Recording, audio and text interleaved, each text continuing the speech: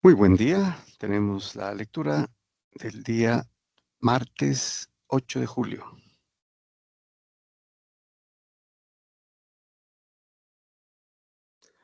Muy buen día. Tenemos la lectura de la liturgia de la palabra del día martes 8 de julio, en la 14ª semana del tiempo ordinario, ciclo C. Nuevamente, damos los créditos pertinentes. Leemos del misal popular de Ediciones Paulinas, basado en la Conferencia Episcopal de Colombia. Muy bien, vamos a la primera lectura. Continuamos con la lectura del libro del Génesis. Tenemos el capítulo 32, versículos 23 al 33.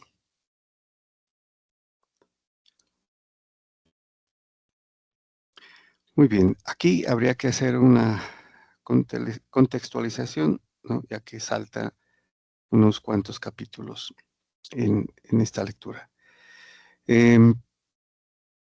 Jacob ya se ha casado inicialmente con Lía, con la hermana mayor de Labán, y de quien tiene 6 hijos, ¿no? Luego, con arreglos de quedarse otros 7 años trabajando para Labán, ¿no? eh, que es su tío, ¿no? Hijo de Nahor, hermano de Abraham. Entonces, ya se puede casar con Raquel, a quien él amaba. Sin embargo, Raquel no puede concebir y le da a su esclava para que tenga hijos en ella, ¿no? Que serán obviamente de Raquel. Eh, Luego de 20 años de trabajos, ya con una muy buena hacienda, ¿no? Ovejas, cabras, ganado, sale, ¿no? Sale de la casa paterna y se va de donde había venido, ¿no? Y emprende el viaje. Sin embargo, sabe que se va a encontrar con Esaú y teme que vaya a morir toda su familia, ¿no? Por eso hace pasar eh, el río y se queda atrás en oración. Entonces, retomamos desde aquí. En aquellos días todavía de noche, se levantó Jacob, tomó a las 2 mujeres, las 2 criadas y los 11 hijos, y cruzó el vado de Yabok, el río Yabok. Después de tomarlos y hacerles pasar el torrente, hizo pasar cuanto poseía. Y Jacob se quedó solo. Un hombre luchó con él hasta la aurora. Bueno, no se sabe quién es este personaje, ¿no? Y luego tenemos algunos indicios, pero puede ser un ángel, puede ser un ser sobrenatural, posiblemente Dios, ¿no? Como lo vamos a ver.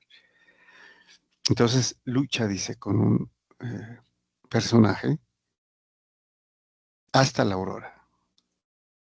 Y viendo que no podía, a Jacob le tocó la articulación del muslo y se la dejó tiesa mientras peleaba con él.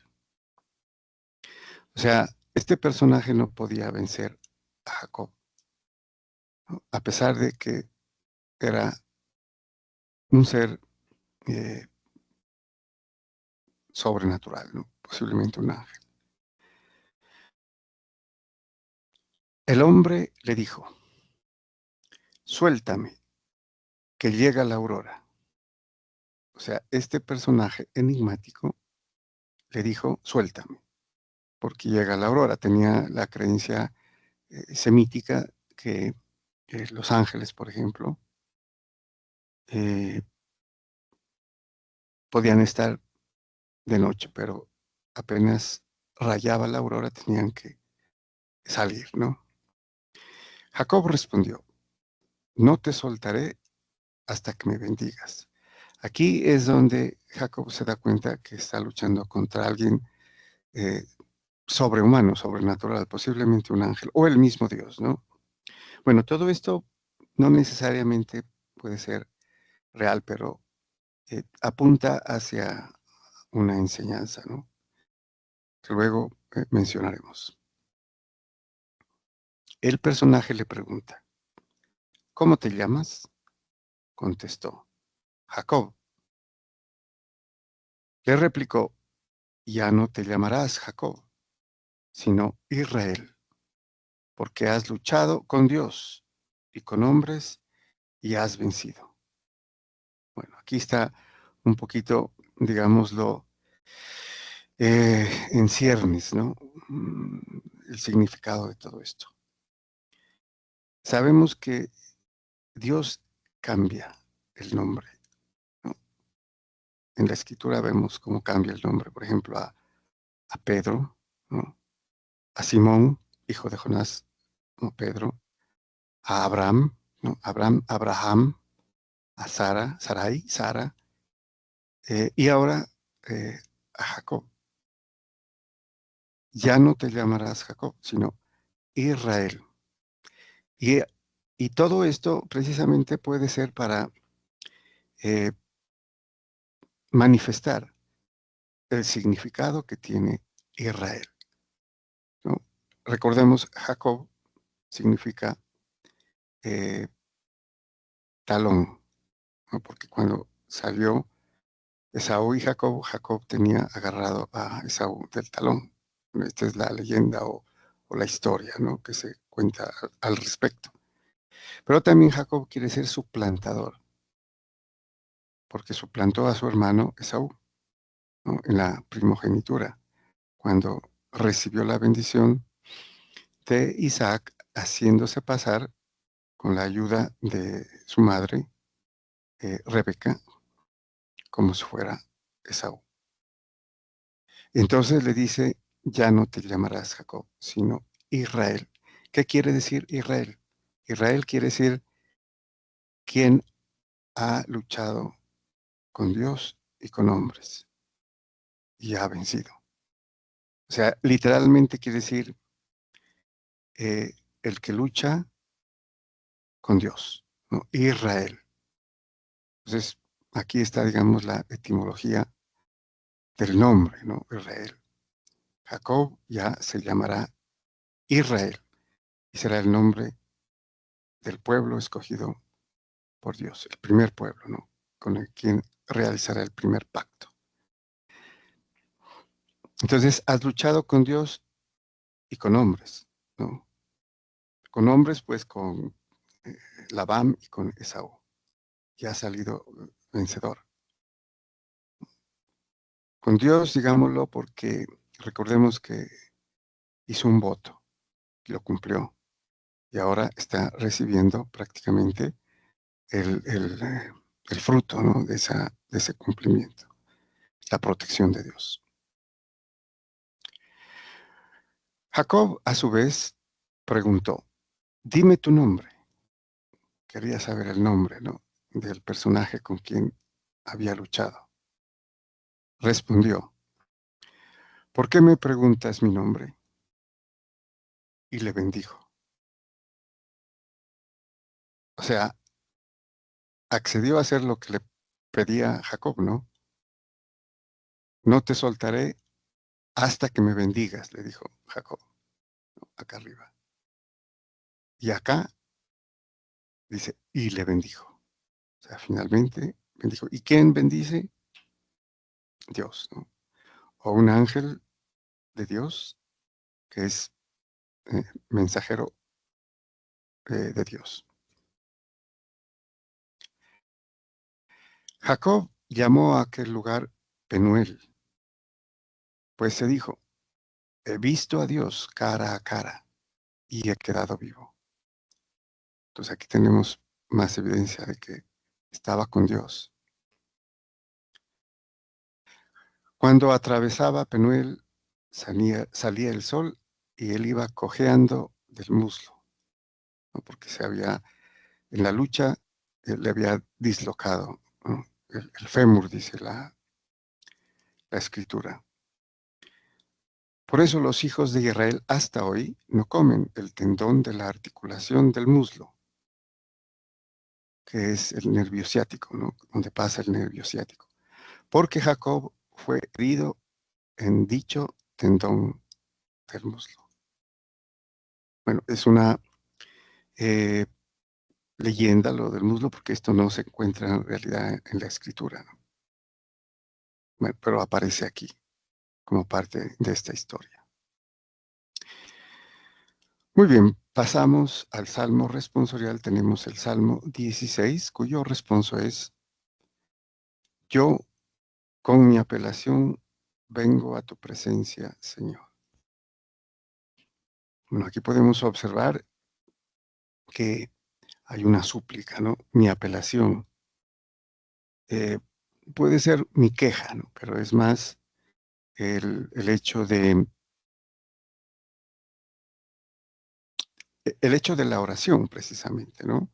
De la súplica, que como ejemplo lo había hecho Jacob, ¿no? En su voto. Bueno, entonces veamos que este salmo está orientado como una súplica a Dios, ¿no? Es la súplica del justo, dice el salmista. Señor, escucha mi apelación, atiende a mis clamores, presta oído a mi súplica, que en mis labios no hay engaño. Aquí vemos entonces que es alguien que es justo, ¿no?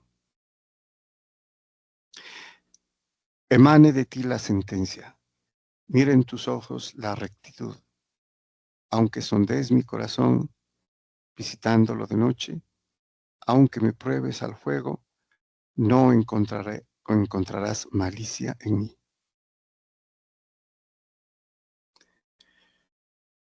Yo te invoco, porque tú me respondes, Dios mío, inclina el oído y escucha mis palabras. Muestra las maravillas de tu misericordia, tú que salvas de los adversarios a quien se refugia a tu derecha. Bueno, defiende, ¿no? Protege y finalmente salva. Guárdame como a las niñas de tus ojos. A la sombra de tus alas escóndame. Yo, con mi apelación, vengo a tu presencia y al despertar me saciaré de tu semblante. Bueno, hay una cosa importante para conectar con la anterior lectura, ¿no? La Iglesia Católica enseña que la oración es un combate, ¿no? Y tenemos el símbolo de ese combate de Jacob con Dios o con un ángel, ¿no? Y es precisamente esto que a veces pasa desapercibido.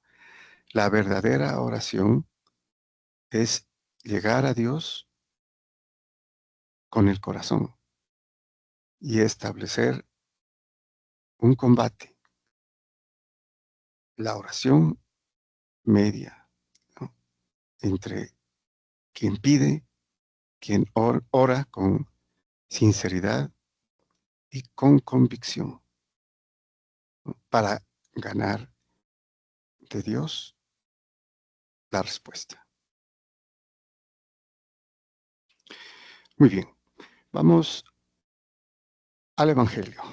Tenemos el título temático: La mies es abundante, pero los trabajadores son pocos. Tenemos la lectura entonces del Evangelio según San Mateo, como estamos viendo en este tiempo ordinario. El capítulo 9, versículos del 32 al 38.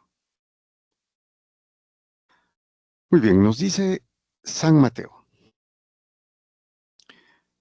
En aquel tiempo le llevaron a Jesús un endemoniado mudo, y después de echar al demonio, el mudo habló. La gente decía admirada, nunca se ha visto en Israel cosa igual. Bueno, previamente había curado a 2 ciegos, ¿no? Y entonces aquí por eso la gente, al ver que también eh, libera a una persona de un demonio que lo mantenía mudo, la gente dice, nunca se ha visto en Israel cosa igual. En cambio, los fariseos decían, este echa los demonios con el poder del jefe de los demonios, o sea, con el poder de Satanás, ¿no? Del diablo, del enemigo. Bueno, continúa San Mateo. Jesús recorría todas las ciudades y aldeas enseñando en las sinagogas, proclamando el evangelio del reino y curando toda enfermedad y toda dolencia. Bueno, a propósito, para que no quede cojo la anterior oración, debemos mencionar que los fariseos rechazaron siempre a Jesús, ¿no? Y estaban en contra. Por eso mencionan ellos que echa a los demonios con el poder de Satanás, del jefe, ¿no? Luego, en los demás evangelios, él les dirá, ¿no? Si echo a los demonios por el poder de Satanás, su reino no prevalecerá, ¿no? O sea, se destruirá. Pero si echo al demonio con el dedo de Dios, es porque ha llegado el reino de los cielos. Esa es la respuesta, ¿no? A los fariseos que no creían, ¿no? Y que le achacaban que él echaba a los demonios por el poder de Satanás, que es un pecado grave, ¿no? Es un pecado que se conoce como el pecado contra el Espíritu Santo, que no tiene perdón. Así de grave, ¿no? Bueno,